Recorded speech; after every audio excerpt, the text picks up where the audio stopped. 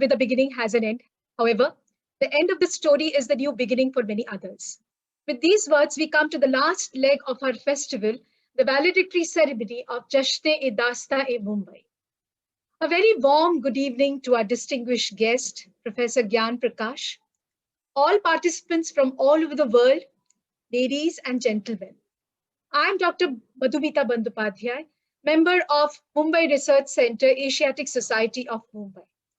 On behalf of the institution, we are delighted to offer a gracious. I hope Professor Gyan Prakash is with us.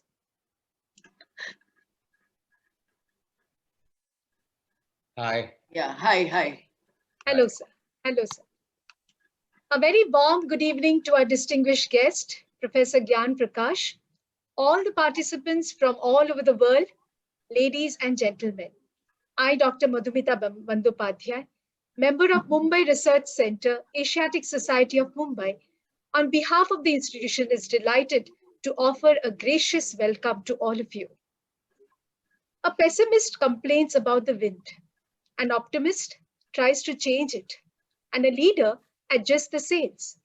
The sails of this particular festival, Jashn-e-Dasta-e Mumbai, was adjusted by a person who is not only a great motivation to all of us, but a visionary and the person who gave us the belief to bring together this event.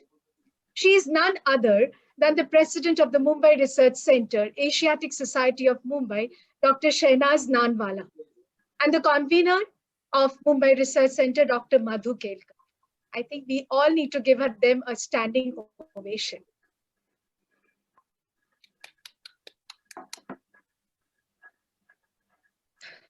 Of course, this we can do through the emojis. Maybe we can all applaud for them through these emojis. Without them, this program wouldn't have been possible.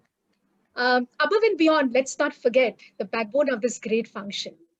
Our teams, who went an extra mile and worked their tail off under the guidance of the conveners and the organizers and made this dream a reality. Thank you so much, everybody. I'm proud to announce here that during this lockdown period, we have organized 13 lecture series and 6 lectures. And we look forward to many, many more under the guidance of Dr. Shehnaz Nanwala and Dr. Madhu Kelkar. I would now like to welcome the co-convener of this festival, Dr. Madhu Kelkar, to introduce the distinguished speaker of this valedictory function, Professor Gyan Prakash. Dr. Madhu Kelkar. Thank you, Madhumita. And I'm happy to introduce our next speaker, and of course, the last speaker for this festival. We are very, very fortunate to have among us an intellectual giant, Dr. Gyan Prakash, who is a Dayton Stockton Professor of History in the Department of History, Princeton University. He was educated in India and the United States, and he specializes in the history of modern India. He has to his credit innumerable publications, and I think it is impossible for me to read out his contribution in such a short period of time. And if I do so, I think Professor Gyan Prakash will not have the time to deliver the speech. So I've just summarized it. And among the several brilliant books that he has co-authored as well as edited are Bonded Histories, Genealogies of Labor Servitude in Colonial India, Cambridge University Press, 1990. Another Reason, Science and the Imagination of Modern India, Princeton University, 1999. His most recent book is Emergency Chronicles, Indira Gandhi and Democracy's Turning Point, New Delhi, Penguin, Hamish Hamilton, 2018. He has also co-authored a book on world history, Worlds Together, Worlds Apart, A History of Modern World from the Mongol Empire to the Present, New York, W.W. Norton, 2002. I wish to draw attention to 3 of his books particularly as they explore urban history, the theme that drives or has driven rather the 3-day festival, Jashn-e-Dasta-e Mumbai. Noir Urbanisms, Dystopic Images of the Modern City from Princeton University Press, 2010, which traces the history of the modern city through its critical representations in art, cinema, print journalism, literature, sociology, and architecture.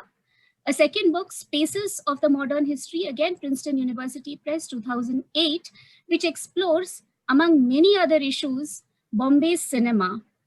And finally, his book, Mumbai Fables, published by Princeton University Press and HarperCollins India, 2010, which was adapted for a film named Bombay Velvet, starring Ranbir Kapoor, Anushka Sharma, and Karan Johar. And for this, he wrote the original story and co-wrote the screenplay.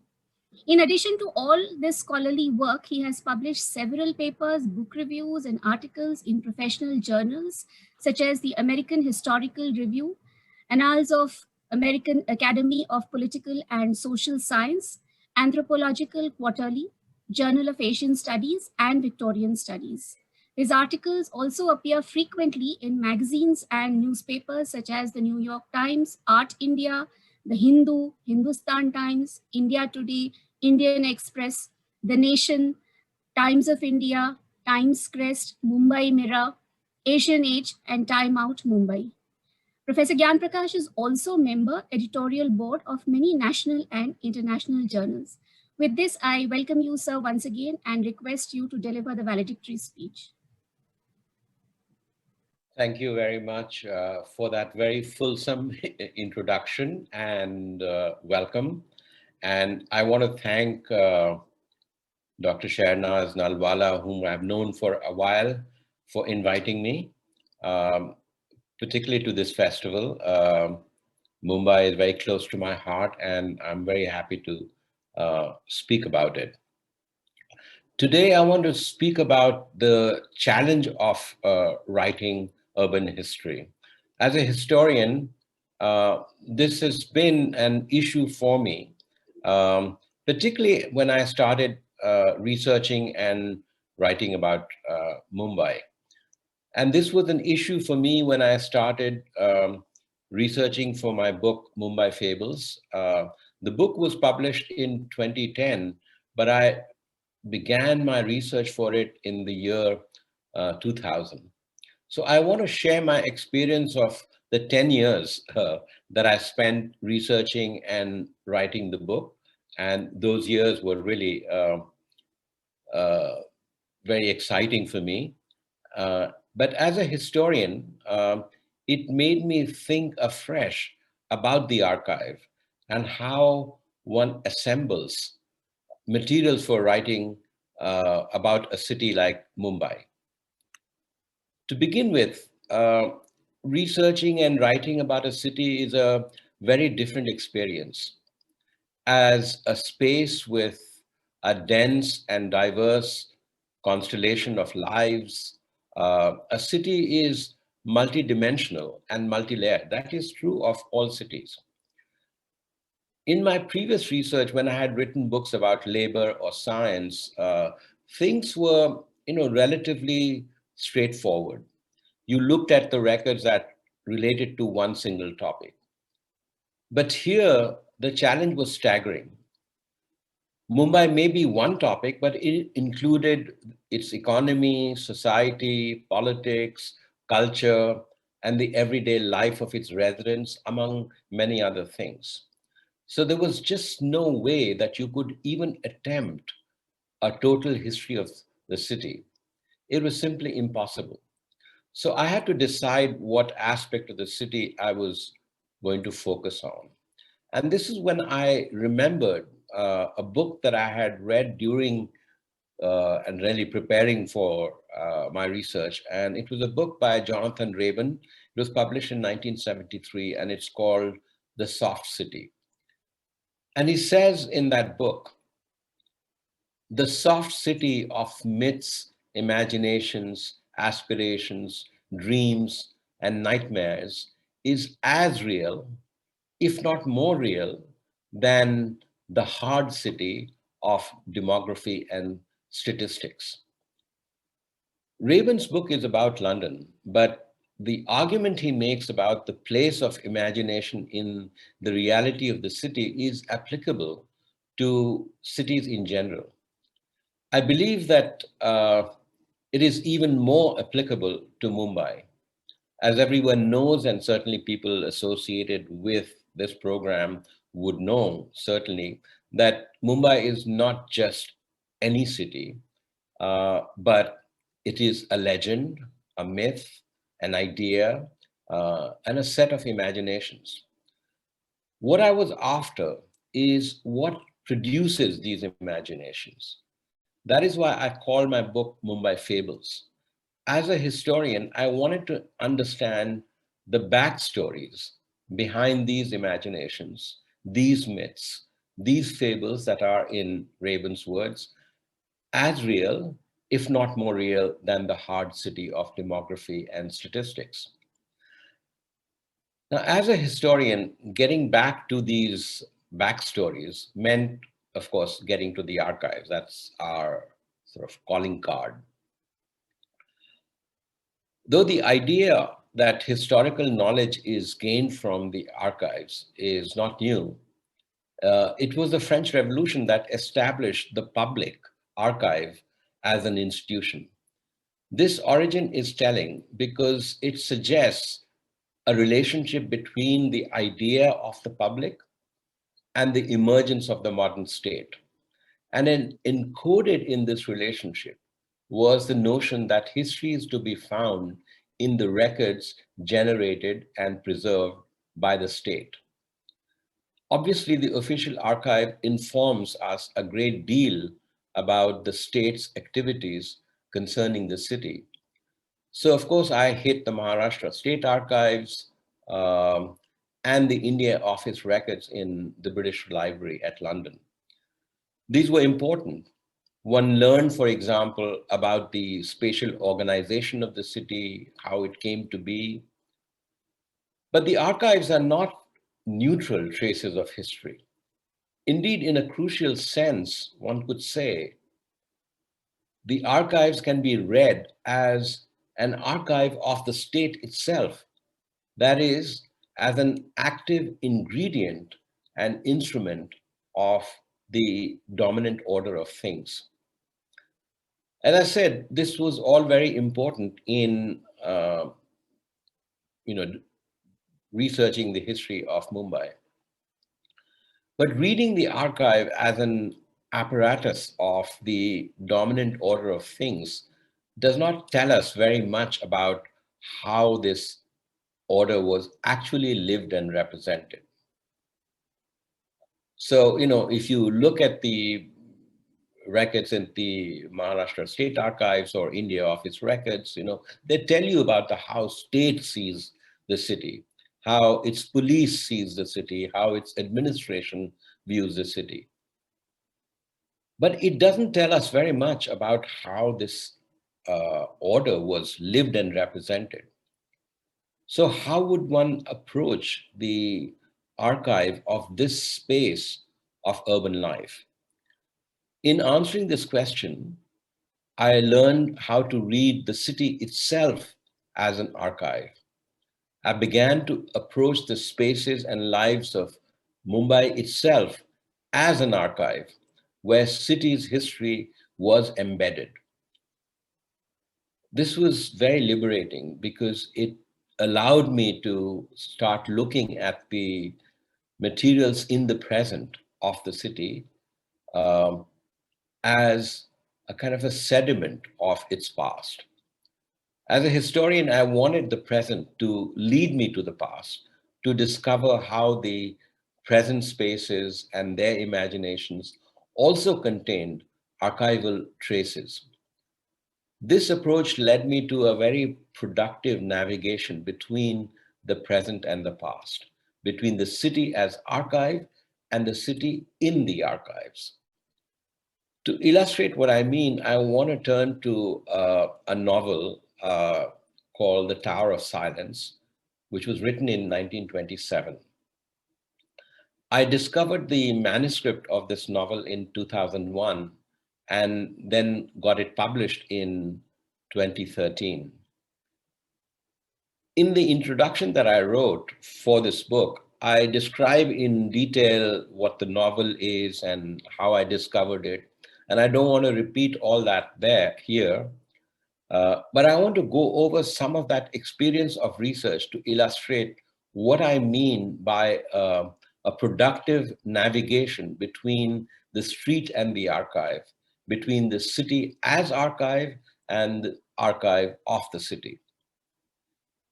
In fact, I've never previously written and talked on the kind of methodology of research that I employed in Mumbai Fables and in discovering the Tower of Silence. So I'm very thankful for this invitation, particularly from Shehnaz for this lecture, because it was while researching the Tower of Silence that I met with her, and I'll speak a little bit more about it as I go along.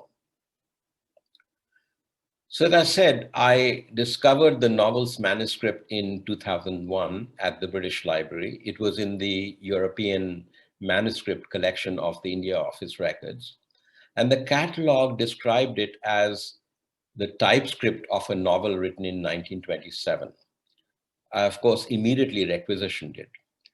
And to my delight, when the typescript arrived, I discovered that it was a detective or an adventure novel. It described how a British pilot had taken a photograph of a Parsi place of the dead, or Dokhma, in Bombay, and then published it in a London journal.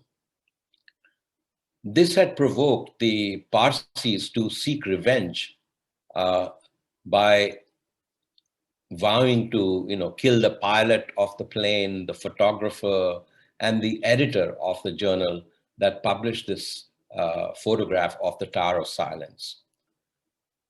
I'm talking about the novel's plot. The Parsi chosen to carry out this revenge was a dashing young man called Bairam. Now, in the novel, as Bairam hunts for the perpetrators of this outrage on the Parsi culture, he gets locked into a battle of wits with a British fictional detective called Sexton Blake, who's hired to protect the perpetrators of this sacrilege. And Sexton Blake was actually a fictional detective in the late 19th century. You could call him like a poor man's Sherlock Holmes. So as I was reading this, I put everything aside, and for the 2 straight days, I read nothing but the Tower of Silence. And further research revealed that at the center of the plot of the novel was an actual incident. In 1923, The Graphic, a London weekly, published an article on the Tower of Silence, or Dokhma, in Pune. It described the Parsi practice of leaving their dead in the tower's well to be devoured by vultures. And accompanying this article were 2 illustrations. One was a photograph of the Dokhma with a flock of vultures sitting atop. The centerpiece was, however, a large aerial photograph of the Parsi dead in the well of the tower. The aerial photograph created a stir in Mumbai at that time. Sir Jamsetji Jiji Boy, the chairman of the Parsi Panchayat, conveyed the outrage of the community to the governor of Bombay at that time, Lord George Lloyd. The governor sent a telegram to the Secretary of State of India in London, communicating the sense of indignation among the Parsis and requesting that the magazine's editor be persuaded to destroy the photographic plate and the negative. The Secretary of State promptly wrote to the graphics editor, who promised to destroy the plate and asked the photographer to destroy the negative. The editor apologized for having violated the Parsi religious sentiment, though of course that was not his intention, he said. He was simply struck by the photograph's novelty. In fact, Westerners were morbidly fascinated with the Parsi practice of disposing of their dead. In 1912, a British soldier was accused of entering the Tower of Silence in Pune, whereupon he was seized and bound by several men. The Times of India published a review of a Milson Boone book of short stories, including entitled Nights and Days. And among the stories was one called The Tower of Silence, which detailed the experiences of an English lady married to an Oxford-educated millionaire in Bombay. Apparently, the story ended with the lady's suicidal and melodramatic entry into the well of a Tower of Silence, where a Parsi priest pointed a sort of a chilling finger, spelling her doom. This was all described in the review of the book. In 1920, a Boston newspaper called Boston Globe published a detective story called Smith of the CID, The Towers of Silence. The story was about a US senator who has gone missing in Bombay. Smith, a Bombay police detective, cracks the mystery as he, along with his Indian helpers and the American counsel, climb under the cover of dark.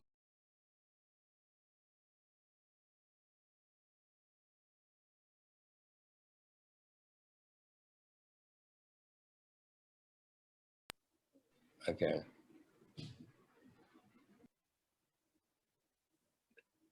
They find the senator in the well of the tower into which he had been abandoned for vultures to consume him by his sort of scheming secretary. The secretary meets his kind of just desserts by being left in the well himself, where he is devoured by vultures. Now, Chaiwala's novel was composed in the context of this perverse obsession with the Parsi mortuary practices, and the most egregious example of it being the publication of the aerial photograph in the graphic. But while others, clamored for legal action against the magazine, the editor and the photographer, the writer of this novel, Tower of Silence, which I had discovered, decided to exact a retribution in fiction by writing a novel. But the manuscript ended abruptly, sort of mid-action, around page 170. It was clearly incomplete. So I wondered, where was the rest? And in my pursuit of the concluding pages, I faced, mystery after mystery. First, there was the author's name in the typescript, which was Firoz Shah Jamsetji Chevalier, and in bracket, it said Chaiwala. It was clear that he was a Parsi, but Chevalier was not a Parsi name. Chaiwala had obviously adopted it, but why? A Parsi friend offered one possible explanation. He suggested that the author could have adopted the name of Maurice Chevalier, who was a very popular French actor and singer in the 1920s. And apparently his gramophone records were very popular among the Parsis in Bombay in the 1920s. Now, this was plausible, though the mystery deepened when I observed that Chaiwala had rubber stamped the pages of his manuscript with the name of the publisher. And the name of the publisher was P.J. Chevalier and Company. In Thacker's India Dictionary of 1927, the company was listed as an export, import, and general commission agency with an office in Commissariat Building, Hornby Road, right now, Firoz Shah Mehta Road in Bombay. Perhaps Chevalier and Company had decided to diversify its operation by entering publishing, I wondered. But who was this Chaiwala? From his novel, it was evident that he was a well-educated Parsi businessman from Bombay, fluent in English and with literary ambitions, and had a very good idea of the kind of imperial geography, not only Bombay, but parts of India and London and Manchester. Although from what I could sort of discover he had never actually visited England. He had taken the trouble of not only self-publishing his novel with about 100 typescript copies, which I discovered from the records at the India office, but had also mailed one copy all the way to the India Office Library in London. I mean, you know, the ambition and the enterprise was really quite impressive. But apparently, only an incomplete version had reached the India office. I mean, I hunted high and low at the India office, requisitioned various kinds of records. And from that, I could discover that the full manuscript had not reached. So I reasoned that since he had taken the trouble to send his novel all the way to India office in London, he would, in all likelihood, have also sent it to libraries in Mumbai. This is where my research moved from the archives to the streets of Mumbai. I scoured library after library, checking their catalogs and talking with librarians. And this process laid bare the history of these libraries and their place in the educational and cultural life of the city. And this is what I mean about city as an archive, where once you start looking at these institutions for records, those institutions themselves emerge as part of an archive of the city. So as I've described in the introduction that I wrote to the novel, my hunt for missing pages eventually led me to the Secretariat Library in the Asiatic Society building. In fact, I had ignored that. I had looked at the holdings of the Asiatic Society itself first, but you know, I hadn't found it. But just because I hadn't found anything, I looked at the Secretariat Library, and that's where I found the full manuscript. Now, this was obviously very satisfying, but here I want to return to the hunt itself, the hunt for, you know, the manuscript and for Chaiwala, to explain how I found the city as itself as an archive. So one of the things I wanted to find was details about the author. Who was Chaiwala?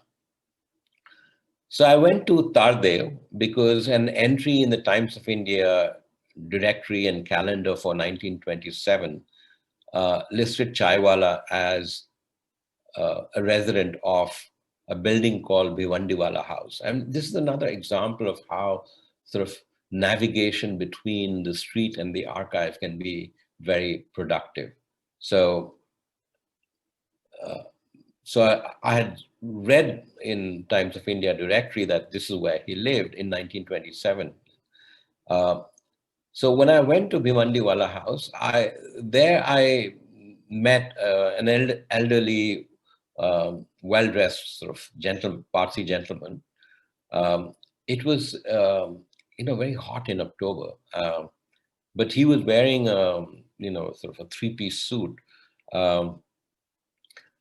Which had obviously seen better days, but he was sweating in the sort of October heat of the city.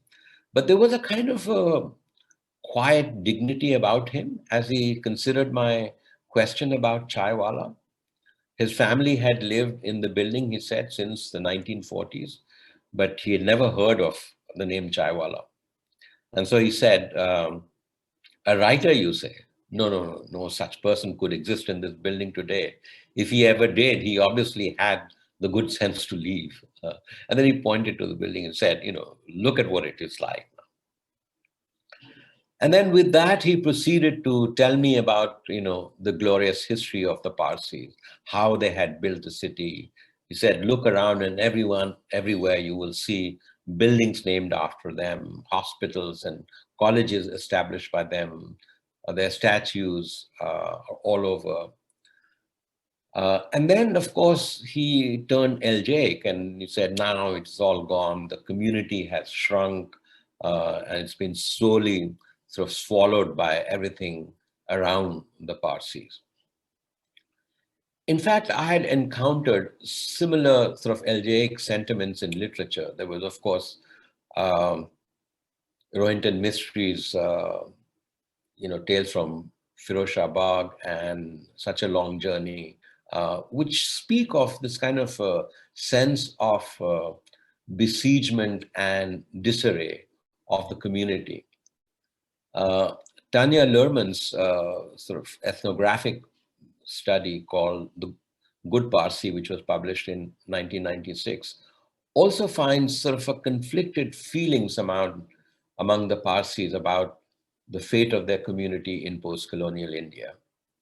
On the one hand, there is a strong awareness of the fading memory of a community's distinct identity and contributions to the city. On the other hand, there are sort of a contradictory sentiments about this loss and the place of Parsis in post-colonial India. In any case, what these writings very strongly suggest is the prominent role that the Parsis have played in Bombay's history. And this is the memory I also found in this gentleman's discourse in Tardev. And it evoked a world in which Chaiwala might have lived. I mean, it was a very evocative experience that as I spoke with him and as he spoke about the history of Parsis in Bombay, it was almost as if I was transported back into the 1920s and into the world of Chaiwala. But I still wondered who was this man who had adopted the name of Chevalier. Now, further, research in Thacker's India Directory and Times of India Directory and Calendar revealed that his address changed in 1931 from Tardev to Dadar. He was listed as a resident of Imperial Mahal, Vincent Road, which is now Ambedkar Road on Khodadad Circle. And this entry was repeated for the following 2 years until 1933, after which his name disappears from the directories. I visited the building, but it proved fruitless. No one had heard of him, let alone remember him. He did not appear in the directories of Pune either. And so this casted sort of doubt on my speculation that maybe he had moved back there. The next stop was the Parsi Panchayat. I was treated very cordially at the Panchayat's office, but the officials just kind of threw up their hands when I asked to see their death records. And they said, if you don't know when he died, then it is like looking for a needle in a haystack. In fact, a number of them kept repeating this phrase, looking for a needle in a haystack. I was referred to another official who was, said to know all things sort of old. So I walked over to his desk, and when I explained his purpose, he sighed and said, "This is like looking for a needle in a haystack." Over the next hour or so, he treated me again to a kind of a barrage of aphorisms as he sort of moved from my inquiry to the sort of state of Parsis and the state of the city. And the substance of what he said was by now very familiar because I had now heard several variations of this discourse on the unique history of the Parsis, how their heydays sort of coincided with the best times of the city, and how their marginalization was followed by Mumbai's decline and disarray. But all these kind of aphorisms and discourse that kind of punctuated his speech and his sort of archaic Victorian English immediately reminded me of Chaiwala's novel.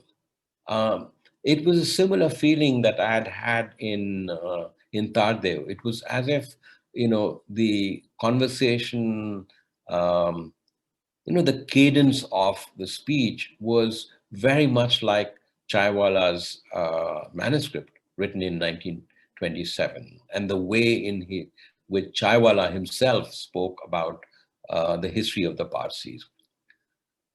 So I concluded although I didn't get any new information, the visit hadn't been pointless. I had caught a glimpse of my author and his milieu in the panchayat office's language, in his cadence, and in the kind of a general world that he had evoked. It almost seemed like that the 1920s history of Chaiwala, Bombay, was present in in the Parsi Panchayat office and in Tardev. A search in Bombay University calendar revealed that Chaiwala had matriculated from Tutorial High School in 1914. And so this was my cue to visit the school, which is now called Master Tutorial High School, which is located near Kennedy Bridge. And the school is housed in an old building that obviously had seen better days. The principal of the school, a man called Peter DeCosta, he was very cooperative, and he promptly requisitioned a thick, sort of big volume called the General Register. And I started turning its sort of yellowed, crumbling pages. And my heart sort of stopped, midway through the volume when I spotted the entry, Firoz Shah Jamsetji Chaiwala. The register recorded that he was admitted to school in 1913 and that his previous school was the Pune Native Institution.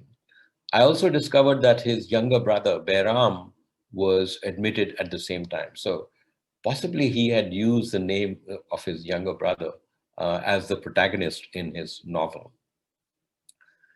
The register also included the names of his sisters, Falak and Shireen.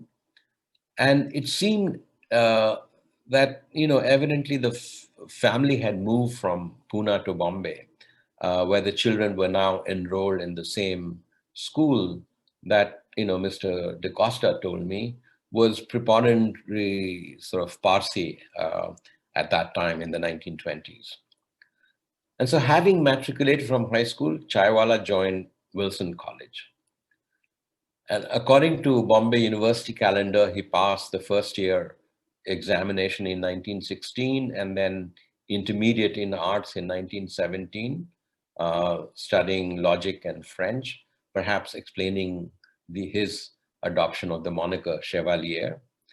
And he earned a BA in philosophy in 1922. That's when I visited Wilson College. And that's where I met Dr. Shehnaz Nalwala. And she was very cooperative. And she, in fact, got caught up in my enthusiasm, requisitioning sort of old college registers and calling acquaintances for information. And I remember at that time in Bombay, we often spoke on the phone almost every day, kind of going over the progress that I had made, and so she was really wonderful and very, very helpful. But the records that she took out indicated that Chaiwala was active in college literary society. He was giving lectures on such diverse subjects as English humorists of the 18th century, gods of India, love. It didn't seem that he won any kind of prizes or scholarships, and he never passed his examination in first or second division, but always in the kind of lowest category, the pass class.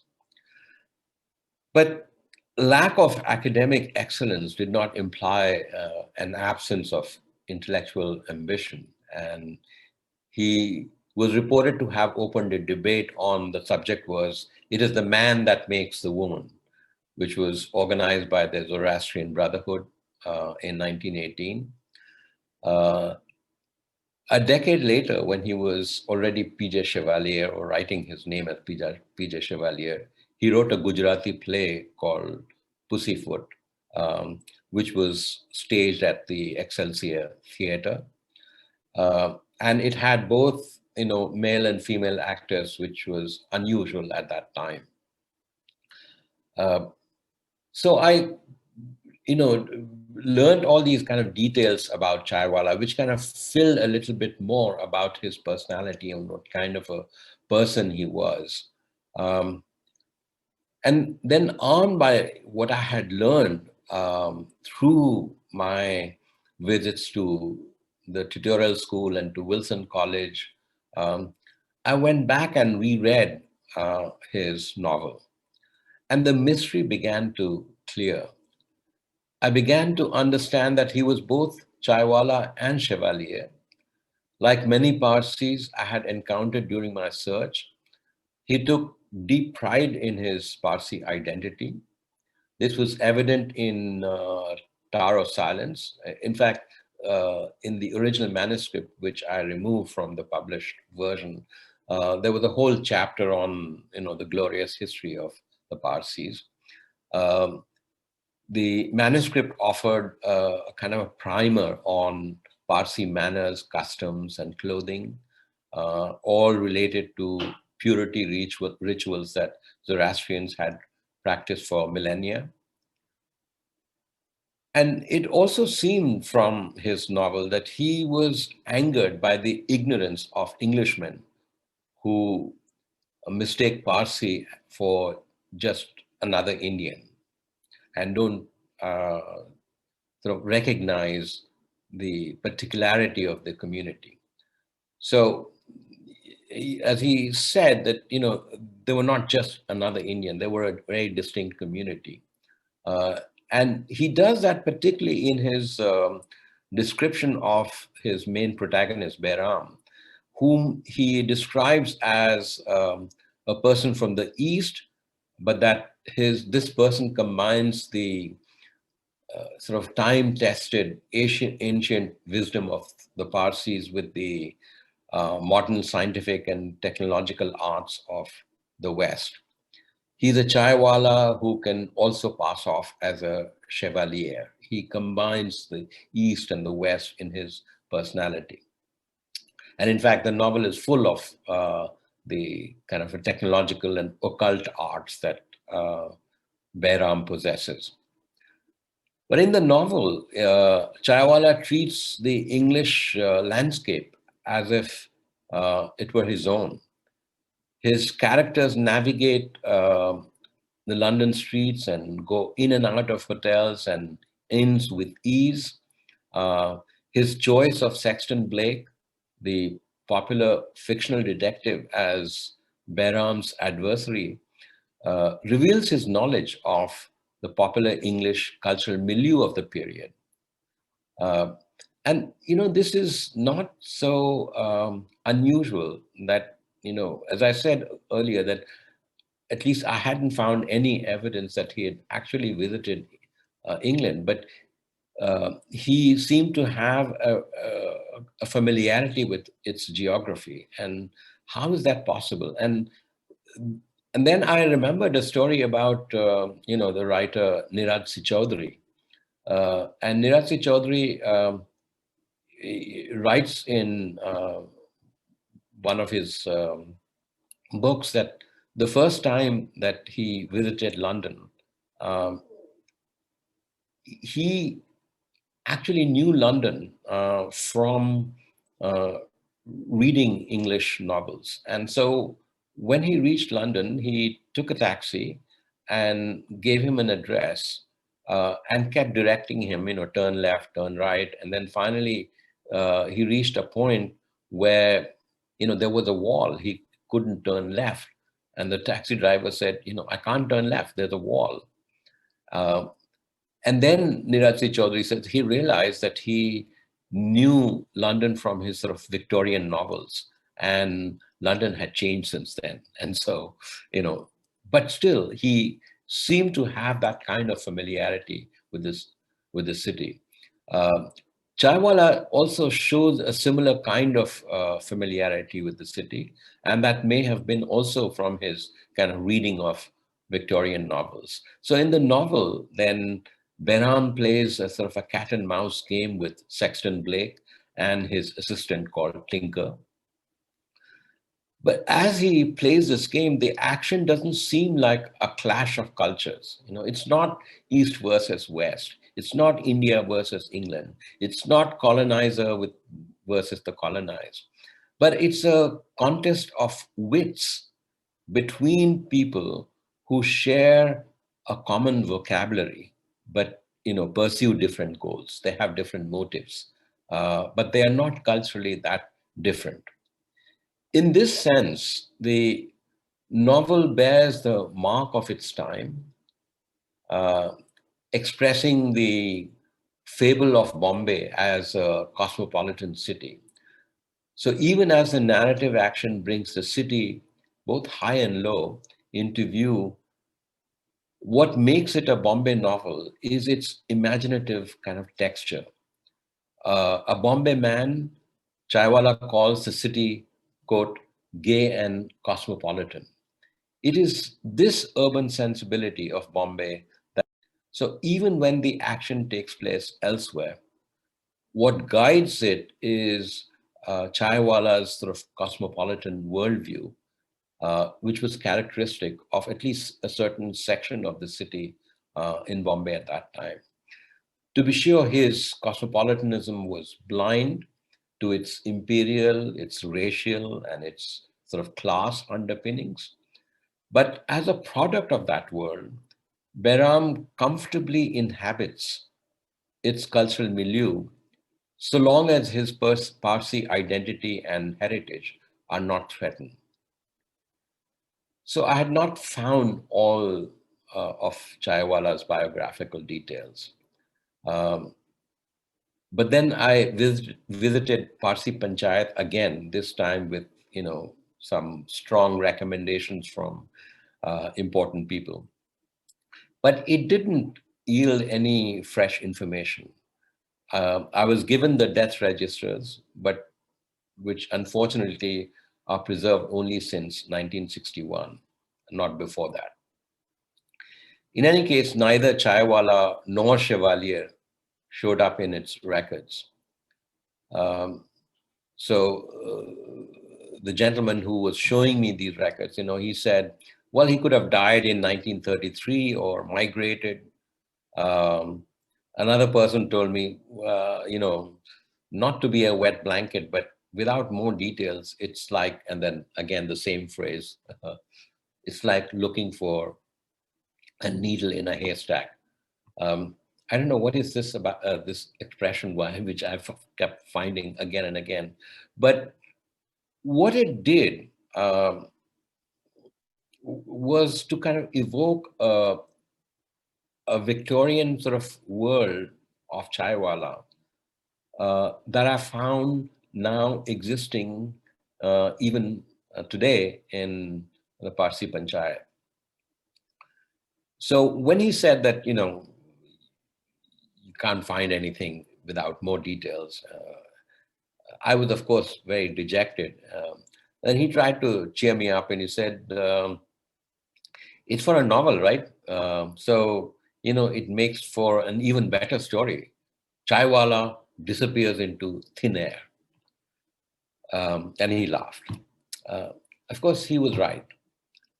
Like a character in his novel, Chaiwala had done a masterful kind of disappearing act. He was gone without a trace. And in fact, at one point when Shahnaz and we were talking on the phone, we speculated maybe he had migrated to France. And I tried to uh, follow that lead there and find whatever sources I could find, but there was no record of that. So he was gone without a trace. But in a way, I had found him, both in his novel, The Tower of Silence, and in the Parsi discourses in Tardev, Parsi Panchayat, and in the libraries of Mumbai. From this back and forth between the city as archive and the archive of the city, he had emerged as as someone completely at home in, to quote, Jonathan Raven, the soft city of uh, Bombay's modern world. I don't think I would have discovered this soft city of Chaiwala's imagination uh, without navigating between the street and the archive. It was this navigation that showed that Chaiwala was also Chevalier. Um, it was very cosmopolitan and very Bombay. Thank you.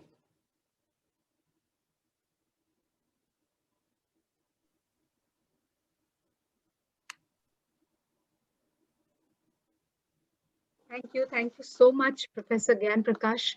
This was indeed a very, very wonderful, interesting, and insightful speech. Very, very enthralling and spellbounding. Thank you so much, sir.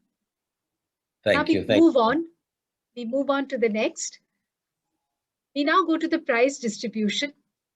Talent and skills are the crops that are nurtured, groomed, and given all possible opportunities to grow and bloom. This Jashna has given many such opportunities to the young talents through various competitions.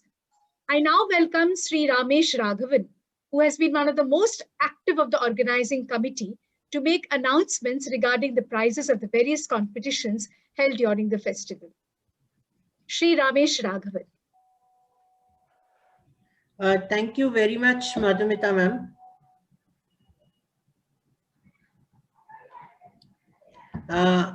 We have the honor of the presence of Sri Ralphie Girard, senior statesman of the city, community leader of the Bene Israel, and one of the most eminent people to give away the prizes. So I welcome Ralphie Girard sir to kindly give away the prizes. I will be announcing them. And I hope all the winners are here. Ralphie sir, please unmute yourself.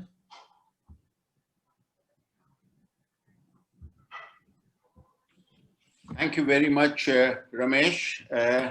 Do I have to give the prize for the best organizer also to you?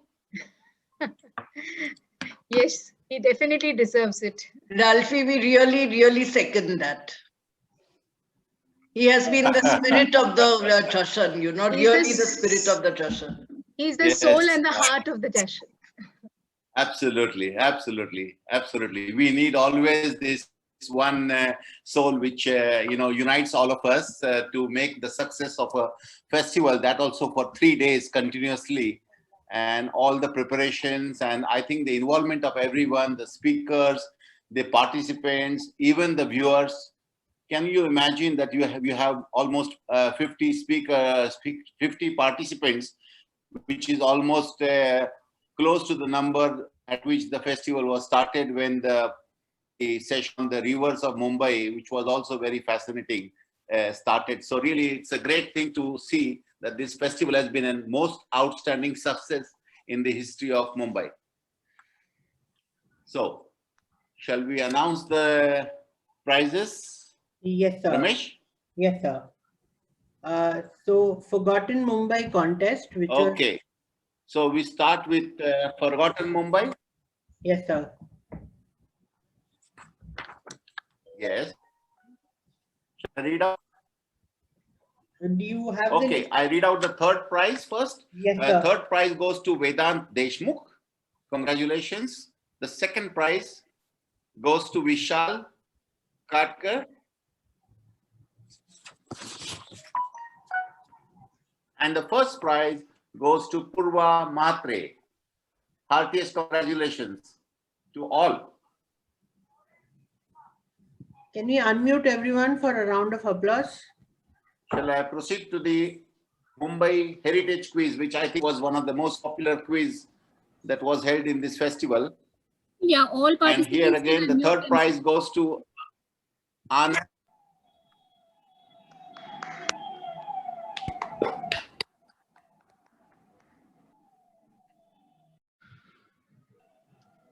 Please ask him to unmute. Sir, you are muted, sir. Okay, so I read the second prize. Yobo Cummins. Congratulations. Sir, you got muted for the prize. Please, you'll have to read out the quiz prizes again. Sorry. So let's read the Mumbai Heritage Quiz Prizes. This was one of the most popular quiz held in this festival. Third prize goes to Anand Shivashankar. Congratulations. Second prize to Yobo Cummins. First prize goes to Catherine Charles. Congratulations. Heartiest congratulations to all. Really, really very good. I know in quiz it's very challenging because you have time limit and you need to be able to answer questions quickly, but they did it absolutely very well. The next event, which again was a very unique event, and first of all, I think we must appreciate all those who participated in the Mumbai treasure hunt. And here we had a tie-up for the second runner-up between Sandeep Merchant and Ketan Suhas Parthe. Give them a big applause and appreciation. The first runner-up is Ashwini Gowri. Congratulations to Ashwini.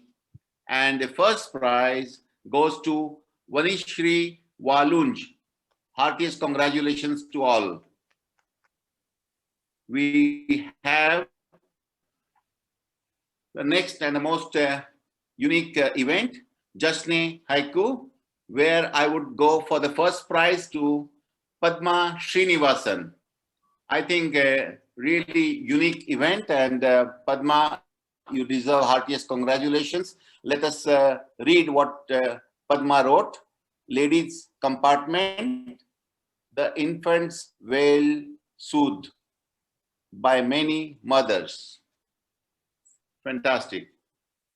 And we have no prizes, but we have honorable mention of Arvinder Kaur. Arvinder, you deserve appreciation from one and all for your two haikus. One, Mumbai local, the colors of a rainbow.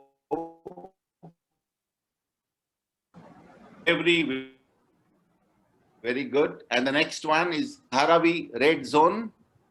Rain sings my birthday song on the tin roof. So well written. Really appreciated. Thank you. And my congratulations to all participants and of course, well-deserved organizers of this Mumbai festival organized by the Mumbai Research Center. Thank you. Thank you. Thank you so much, Chirag sir. Now we come to the last and the closing of our ceremony. Every celebration is an experience. The external fades away and the internal lingers and echoes in the most depth of our hearts. We are reminded that events like this, one, are milestones on the journey of our life. As we come to the close of our valedictory ceremony, I invite Dr. Usha Vijayalakshmi, the Honorary Secretary of Asiatic Society, to propose the vote of thanks. Dr. Usha Vijayalakshmi. Thank you, Madhumita. Good evening, everyone. The 3-day Jashan-e-Dastan in Mumbai festival, organized by the Mumbai Research Center of the Asiatic, is drawing to a close. The irony of life is everything good should also end at some point in time. I take this opportunity to propose a vote of thanks to all those who made this festival a grand success. First and foremost, I thank the participants who made this festival vibrant. Without your support, we wouldn't have got the enthusiasm to organize this festival. We thank all the speakers of various sessions. I kept reading the appreciative feedback that the viewers gave of the speakers. You are a major reason for this success. I thank our sponsors, Trent, Tata Investment, Voltas, SBI, Ms. Humaira Amit, and our other sponsors who refused being named but were very much the reason why we could put up this 3-day show. I thank our office staff, Mr. Mane and Mr. Denzel, for going that extra mile to ensure the back office work was smooth. I need to make a special mention of 2 names here. Mr. Ramesh Gauri Raghavan, whose enthusiasm from the beginning has remained unmatched. His commitment infected others too and made every one of us work more. I wish to acknowledge the work done by Mr. Venkatesh. Most of the creative ideas for this festival came from these 2 people. I thank the judges who put in efforts to judge the competitions. I thank Mr. Surendra Kulkarni, our former secretary, for encouraging the idea of conducting an online festival and putting forth a number of creative ideas. I thank our president, Professor Vispi Balapuria, for her encouragement in the conduct of this festival. I thank Dr. Geeta Kasuri for bringing many sponsorships for the festival.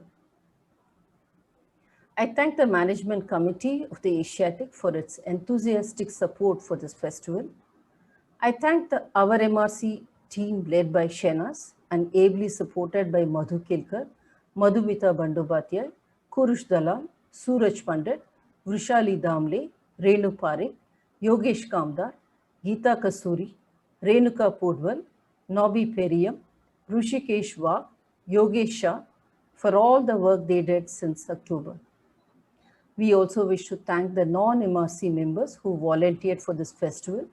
These include Pooja Ashok Kumar, Lakshmi Kishore, Sharmishta Mukherjee, Himanshu Agarwal, Sania Narulkar, Anahita Pore, and Praveen Subramaniam.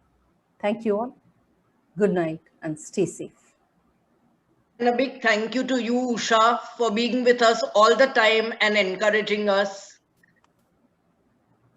Thank you, everyone. Thank you so much for making this 3 days festival possible, and hope to see you all again for our lecture series at least. Thank you.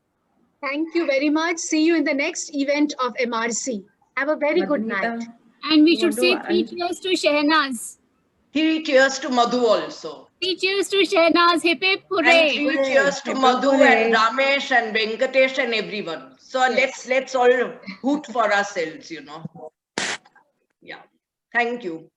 Thank you so much. Thank It was you. a wonderful event. Wonderful. Thank you. See this.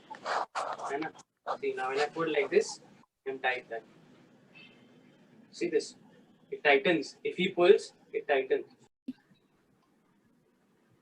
In fact, they can unmute themselves if they wish. Everybody is unmuted. If you want, you can just speak and give your comments. She can't unmute her. Wait, I'll check again. Yeah, I have allowed participants to unmute themselves. Request all to unmute so that you can express. I have given permission. There you are. You can Thank unmute. you very much. Thanks. Okay. I'm Kaushal and it has been a successful festival and we really enjoyed. Thank you. Yeah, Madhu, Vispi here. I couldn't unmute until right now. So I congratulate all of you and it's really been a great event. So thank you. Thank you, ma'am. Thank you, for all Vispi. your efforts. Yeah. Thank and now you all can breathe a sigh of relief and relax. You must have put in so many hours of work and hanging around, all the time. Thanks a lot for everything. Shehnaz, wonderful. And good night. Good night. Thank you very so much. I'm sorry Thank you my so phone started ringing just then, but I do wish to thank all of you. It's been most enjoyable. Most enjoyable. Very interesting. Some of the sessions have been outstanding. So thank you, MRC team. Thank you, Shehnaz. Thank you so much. Thanks, Minal. Hi, Thank you, Madhumita. Never met you. I know most of the others, but yeah, it's been very nice indeed. Thank you so much, Meenal. Bye. Bye. Good Bye. night. Good night. Good night. Good night. Thank you so much. So Shehnaz, shall I end the session? Shehnaz, you are muted. Sorry. How can Ramesh disappear? I know Ramesh has disappeared. Even Venkatesh. Venkatesh has a very, some heavy, I don't know what. Thanks to all of you. Really will miss you from tomorrow. Even we are going to miss the schedule. Hi, Lakshmi. Hi. Hi. We will all join in again for something more. Are you feeling better? Yeah, I'm better. Okay. Oh my God. Madhumita, can you click a snapshot quickly? Yes, definitely. My phone refuses to, my laptop refuses to save any snapshot that I Yes, I've taken a snapshot. 1 minute, I'll take a complete view.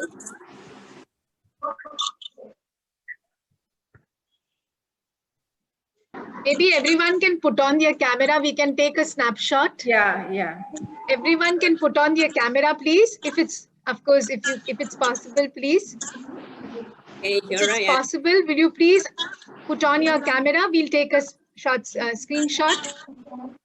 Madhumita, can you see me? Yes, I can see you, Miss P. Ma'am, you are in the center. Thank you. I like that. Thanks.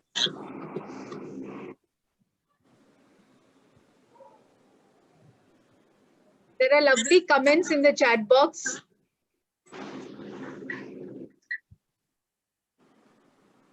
Can you save those comments?